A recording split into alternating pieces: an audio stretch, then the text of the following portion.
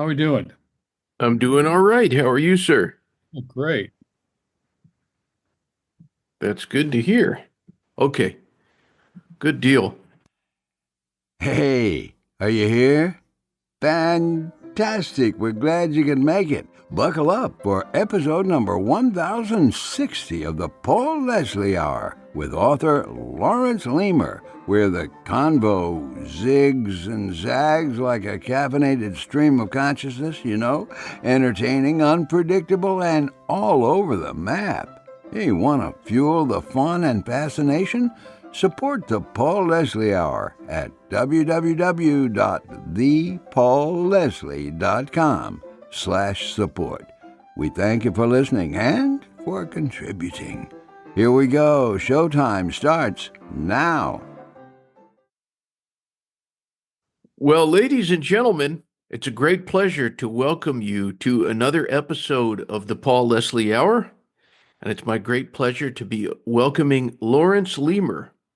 He is a prolific author of more than 19 books, including 6 New York Times bestsellers.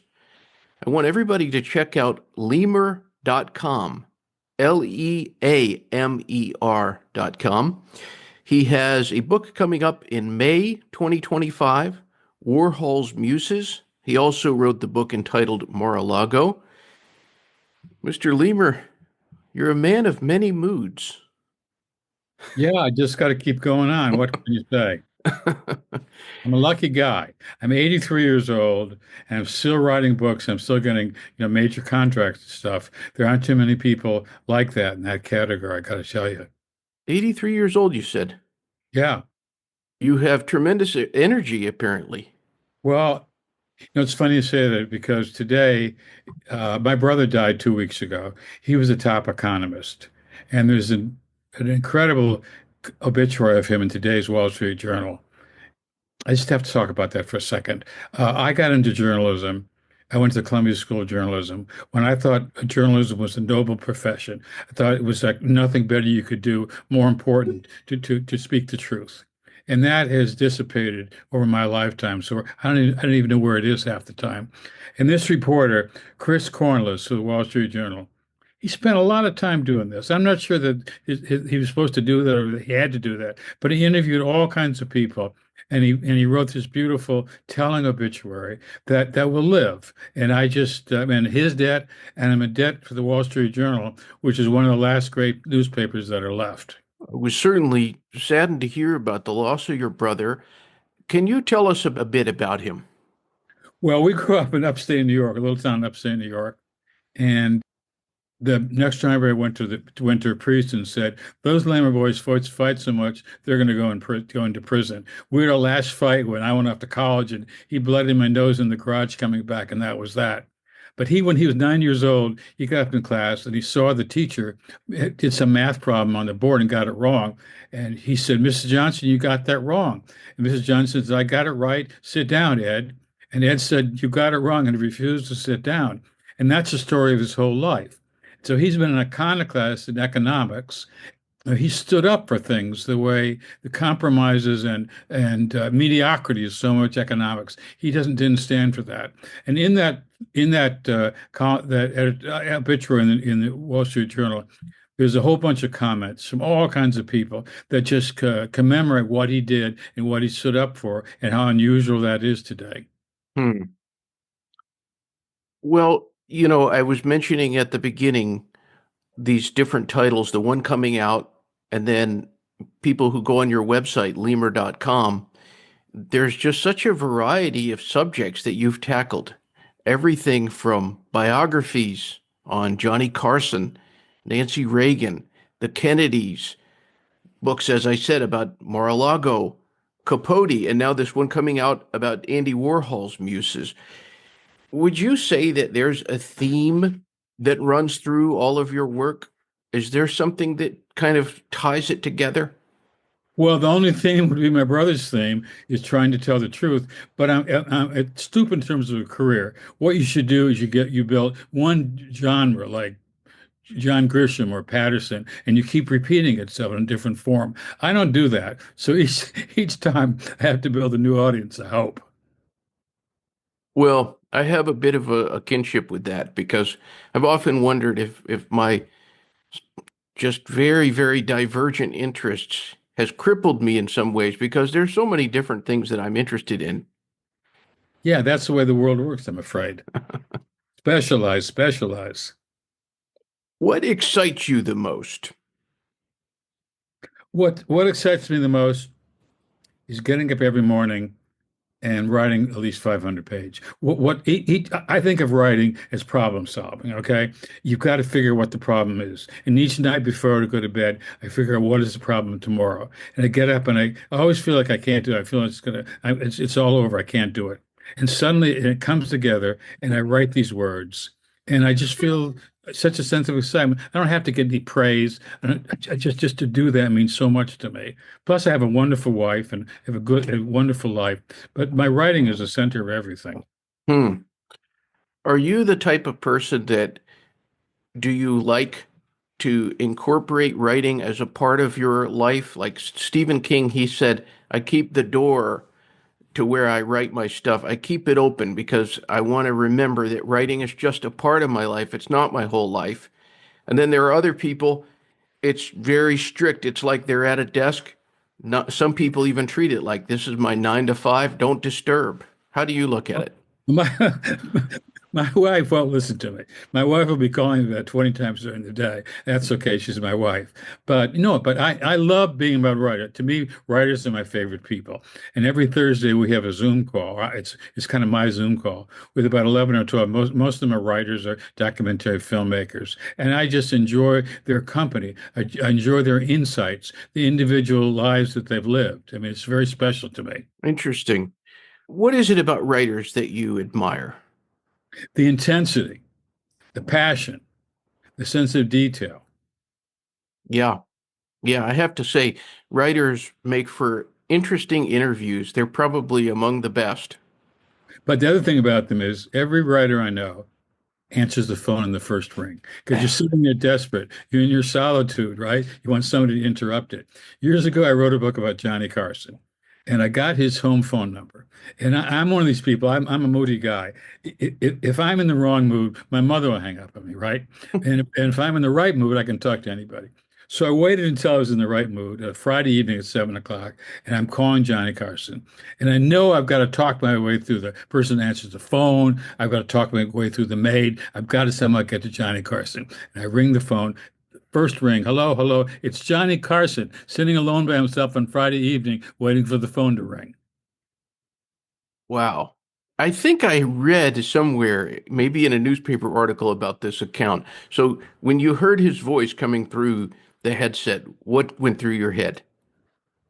Well, I had to think quickly and be very, very polite and try to get him to talk. He wouldn't do it because, look, people talk to you when they have a good story to tell, and they think you could get them to tell it. They don't talk to you if they know there's negative stuff in there that you're afraid you have.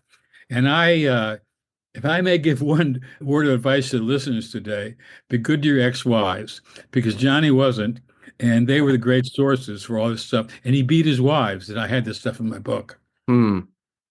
So he declined to participate. Right, right. Yeah. But good on you for pushing forward and trying to make it happen. Yeah, that's what you have to do. Yeah.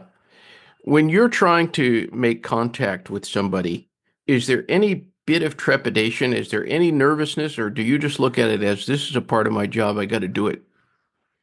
It's both. Sure, I'm nervous, and is this going to work out, and how they're going to treat me? And I've written 3 books on the Kennedys, and the Kennedys at first, you'd send them this beautiful letter, they wouldn't get back to you. To send them a second letter, try again until you finally got to them. And in the end, I got interested in Special Olympics, and Mr. Shriver, I mean, maybe the best thing the Kennedys ever did was started Special Olympics, okay? And there was the International Games in Minneapolis, and I showed up. And I can't believe I did this, but I just got in the car with the Shrivers in the limousine. Didn't ask them. If I'd asked them, they would have said, "What the hell are you doing?" I just got in the car and spent the whole week with them, and that was beginning in my relationship with the Kennedys. Wow. Chutzpah. Yeah, well, yeah, I guess so. And what part of the country are you joining us? Are you joining us from the Sunshine State? I'm in Palm Beach, Florida. Okay. And tell us about how long you've been there and what keeps you in Palm Beach. Well, I've been here for 35 years, and in some ways, I don't belong here. My wife would be upset with me saying that, but I don't feel like a Palm Beach kind of guy, right? I think I'd be more part of in some more bohemian kind of place. But we came down here because we got this great place, and I love the solitude. It's a beautiful place. We've got good friends, but when I wrote a book about Palm Beach and went to a lot of the social events then for a couple of years, but not anymore. It was kind of boring and a waste. Hmm. Why boring? Because it's the same event over and over again. These charity balls, which basically give very little money to charity. The way the charity, say you come down, you move down to Palm Beach. You're a rich guy. You want to be part of Palm Beach society. So you chair one of these balls, and you're not only chairing it, and you give $1 million at the end. That's the money for the charity. Hmm. So you do that if you want to become part of it. But the events endlessly repeat each other. I mean, I remember, I mean, every charity has a disease, right? And they're running out of diseases. So I remember a number of years ago, we had a dinner party with some of these Palm Beach Society types, and I said, I'm the chairman of the halitosis ball. And we had a problem with the halitosis ball last year at the Breakers, that we invited somebody with the dread disease at every table, and people left early. But this year we're going to do it again. We're not going to have anybody with the disease. Would you be on my committee? They didn't realize it was a joke. They all agreed to be on it. Hmm. Wow. Well, we were connected to one another through Tony Holt Kramer. One of the great characters. Tell me about her. I happen to agree, but I'd like to hear your insight. Well, look, I don't like Donald Trump, okay? And Tony loves him, is closer to him as anybody. And the integrity of Tony is I'm still her friend. That's fine. She's just fine with me. And she's just an amazing human being in so many ways. What she's done with the Trumpettes and this incredible life she's had, the variety of it, and the stamina and the daring and the beauty she has. I just love her. Yeah. Yeah, and it's so interesting to me all the different people from the history of this country who, she's interviewed just about everybody. Yeah. Yeah, it's astonishing. Well, she's a terrific interviewer because she's fascinated by people. She knows how to ask the right questions. Now, you said you don't like Donald Trump so much, and as we all know, Tony Holt Kramer, she loves the guy. Right. Yet, I always admire this in somebody. Yet, you decide and you maintain a friendship with somebody, which I think used to be more common. It used to be something people Why said, not? That's one of the things that's wrong with this country.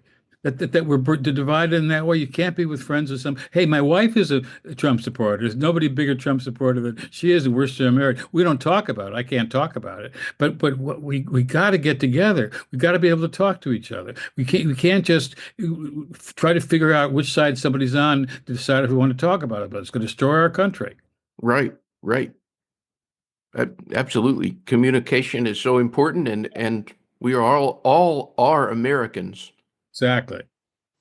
So what got your curiosity up about this property, historic property, Mar-a-Lago?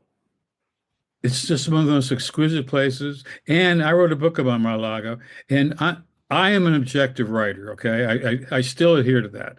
And unfortunately, again, just like you have friends on one side or the other, your book has to be on one side or the other. And my book was balanced. I attempted to be balanced. When Donald Trump did something good, I wrote about it. When I thought he did something bad, I wrote about it. And I was hopelessly naive, because the pro-Trump people, they didn't like it. They didn't like the negative stuff.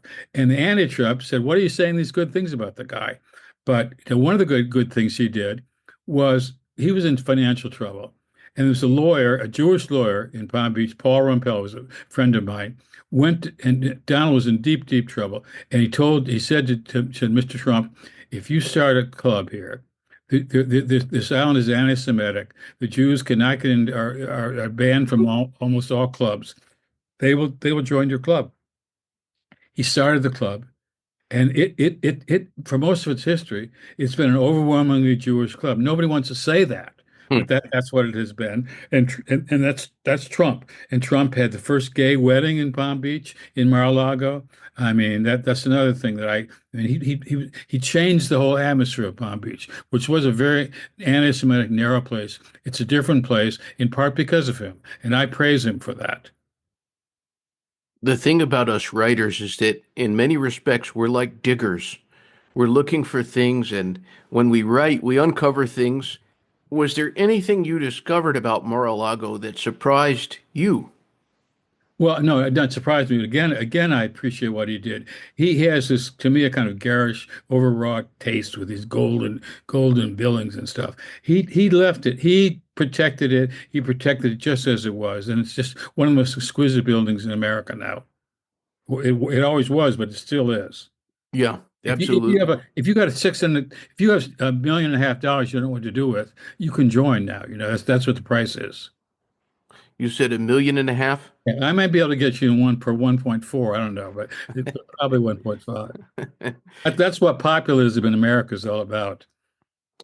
One of the things that I thought was very interesting, I listened to a number of interviews that you did about a lot of different subjects, and there's a lot of stuff with you on YouTube that Marjorie Merriweather Post, she left the property of Mar-a-Lago to the National Park Service and to possibly become a winter White House. Is that true? Yes, but one of the problems was the president didn't want to do it, and the security was impossible. And that's one of the strange things to me. In 2016, I couldn't believe that Trump made it his winter White House. The security is impossible. You have hundreds of people coming there every night. You vet them as best you can, and the president, his quarters are just down the hall. It's crazy, but he loves to be there. It's his soulful place. It's his spiritual home. He has to be there.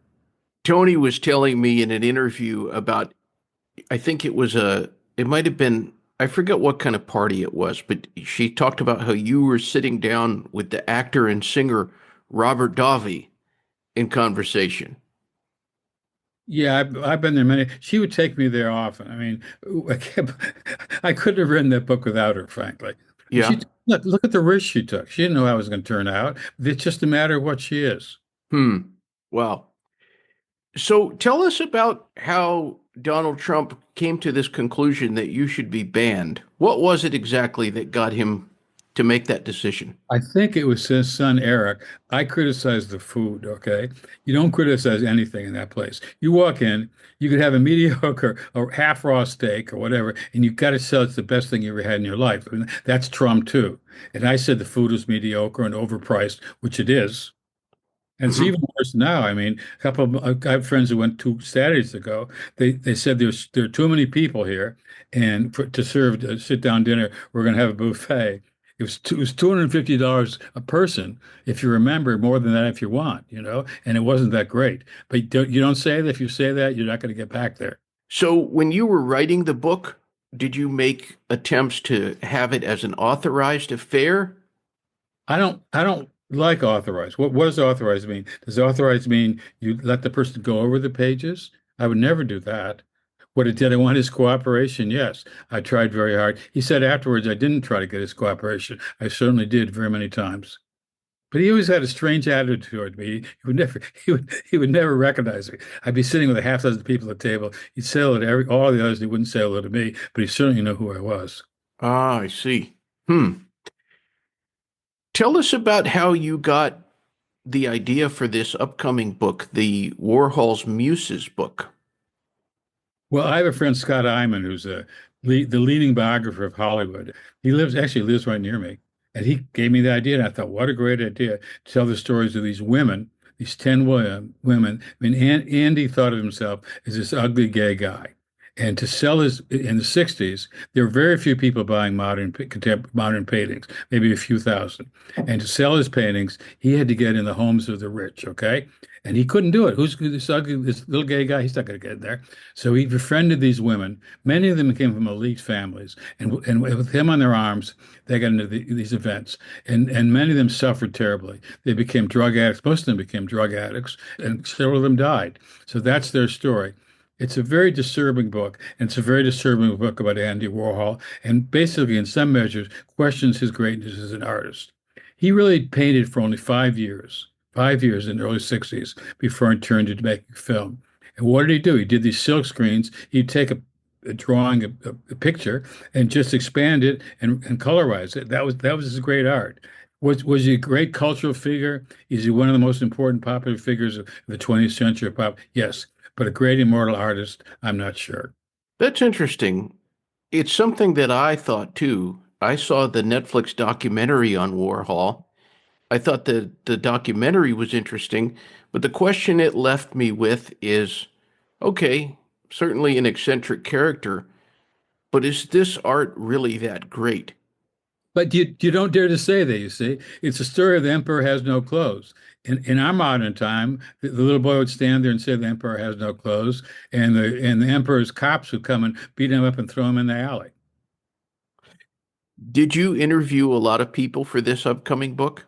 Yes, I did. And beyond that, I mean, most of them are dead, but the Warhol Foundation, Andy Warhol from 1966 on, when the cassette tape recorder came out, started recording people from morning till night.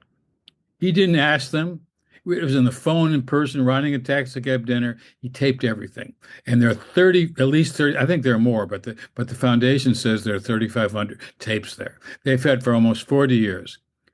They haven't digitalized them. They've let these fragile tapes sit there because they don't want them out there. They know what's on there. They don't like it.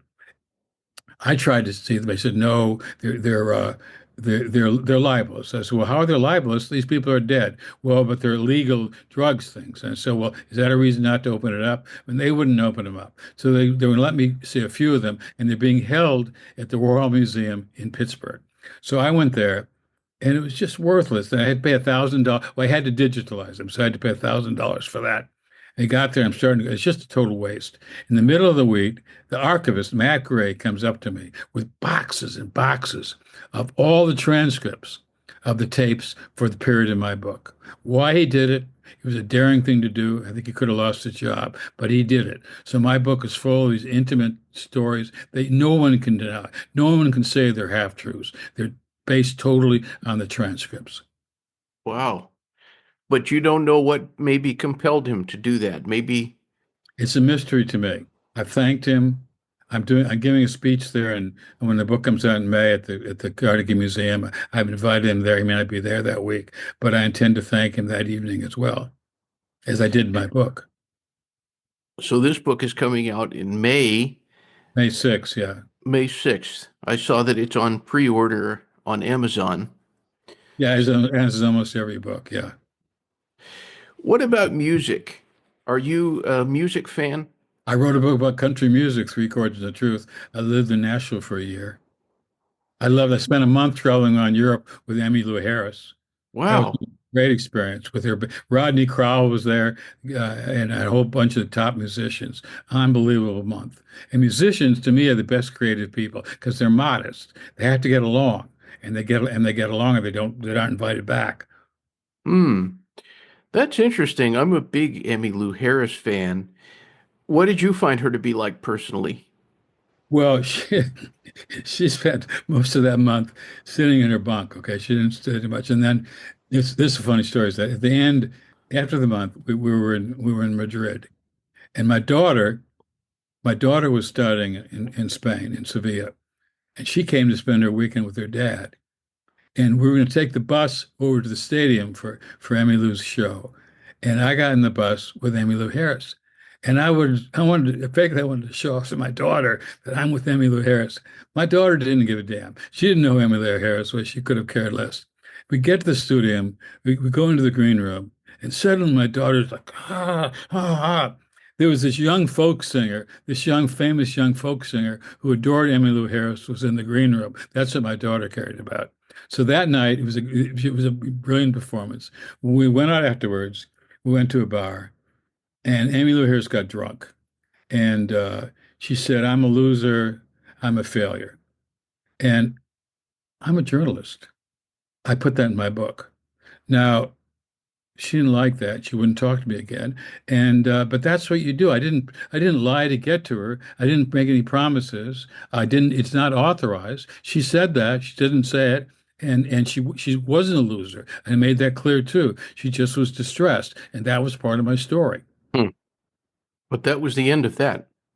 Yeah, truth has few friends. You often make enemies. I mean, the Palm Beach Daily News, which has got to be one of the worst daily news in America, newspapers in America.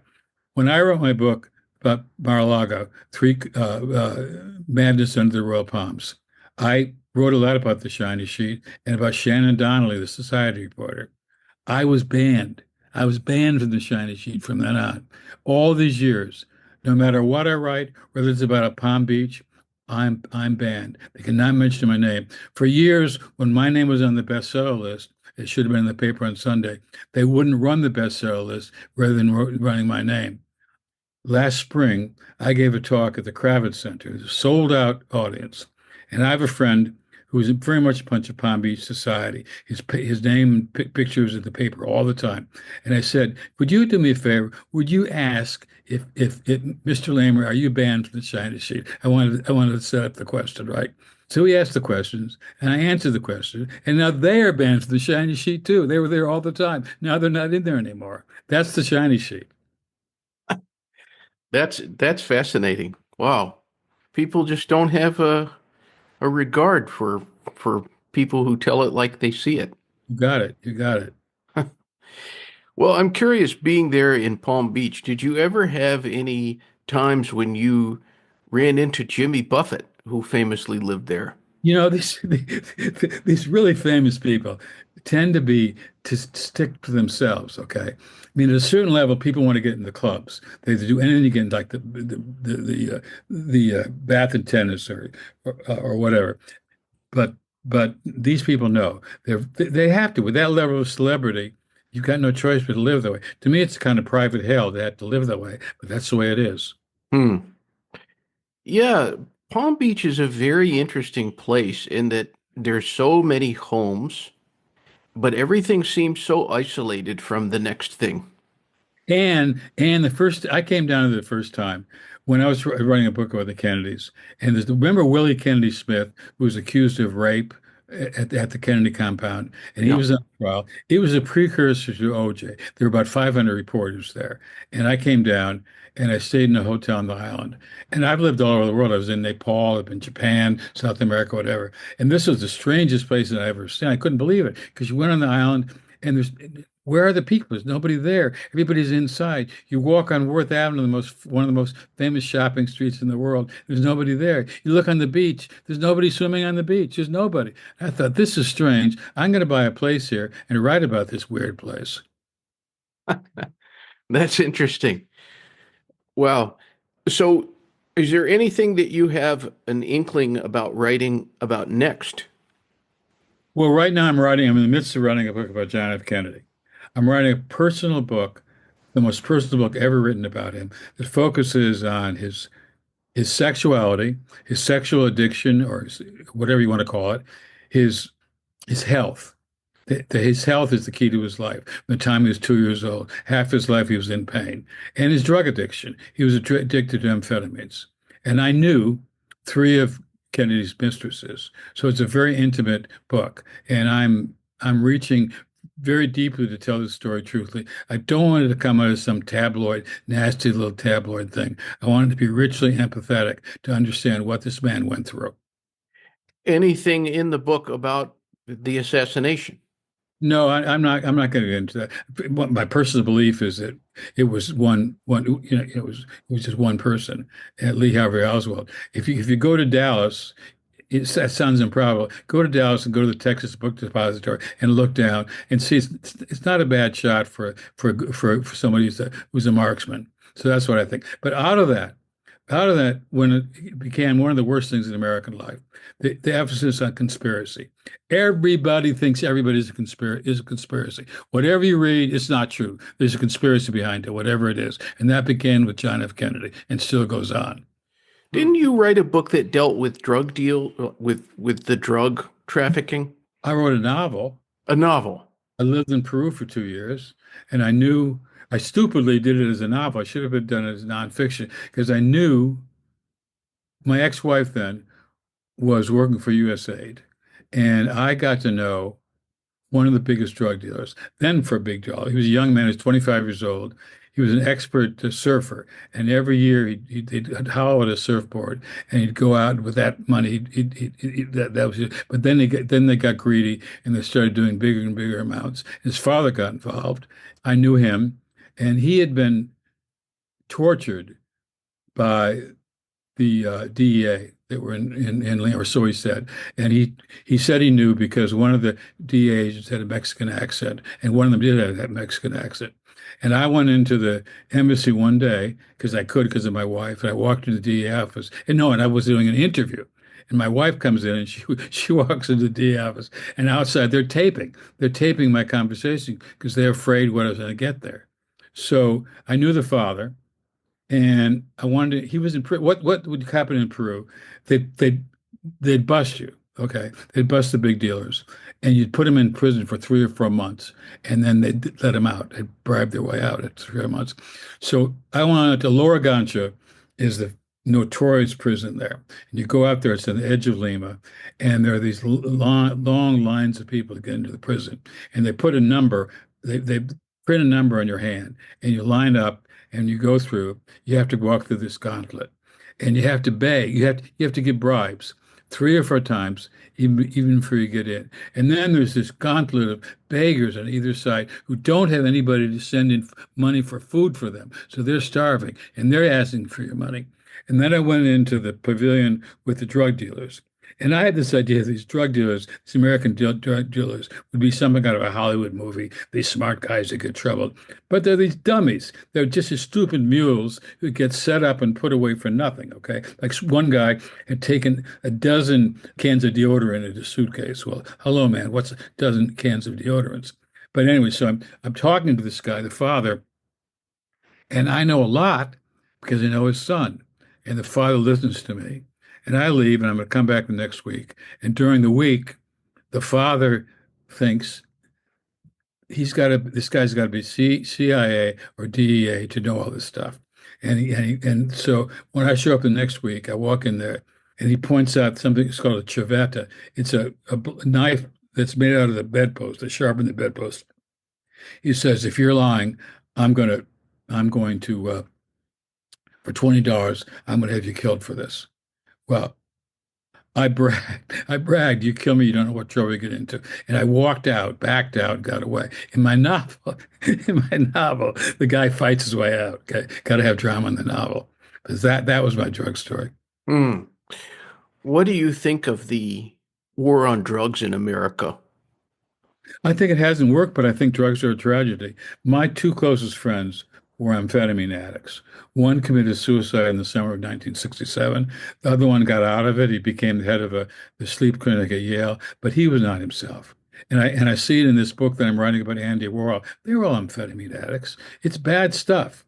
Frankly, I even feel that way about marijuana. But look, I took marijuana when I was in college. It's about 1/10 as powerful as what they're doing now. Did you say it's not addicting? You say it's not troubling? Of course it is. Of course it changes people's lives. It's not good. Absolutely. Yeah. It's not the same marijuana as it was Right. in decades past. And there's lots and lots of people. I know they say it's not clinically or however they term it, that it's not addictive. But there's a lot of people who say that they can't stop. Right, exactly. Yeah. What is the best thing about being Laurence Leamer? Well, I don't know. Being alive at 83, being healthy, getting up each day, loving my wife, watching watching Yellowstone in the evening. That's pretty damn good too. Yeah. If you could give the Laurence Leamer that was turning 18, embarking on adulthood, if you could give him any piece of advice, what would you go back in time and say to him? Don't be afraid. Do whatever you can do. Don't think twice. Go forward. If you fail, that's okay. You're going to get up and go on. But take those risks. Take them again and again. I put these labels on you at the beginning. I said that you're a prolific author, that you have 6 New York Times bestsellers, that you've written 19 books. Who would you say Laurence Leamer is at heart? I guess my father and mother's son. I love them so much. I think of them every day. They gave us such good values. They were such honest, modest people. I can't tell you how much I love them. I always like to end my interviews. I just give the guest the stage. So it's a very open-ended question. But for anybody who's joining us, what would you say to that person? Well, I'd say the best way you're going to get to know me is through my books. I hope you read one of them. I hope you enjoy it. And if you do, tell me. If you don't, I don't have to hear. I like that. So everybody out there, it's Leamer.com, Leamer.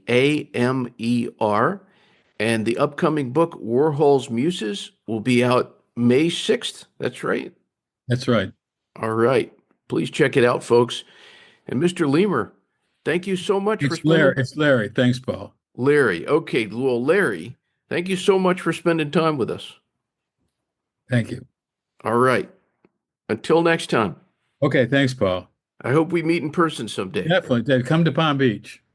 I will. Tony would love to see you there. All right. We'll see you. Okay, talk to you. Bye-bye. The Paul Leslie Hour is made possible by people like you, listeners, viewers. Please go to thepaulleslie.com/support, and you'll know what to do when you're there. Thank you. Thank you, everyone who contributes. Performance of The Entertainer intro song by John Primorano. And of course, this is your announcer speaking. See you next time on the Paul Leslie Hour.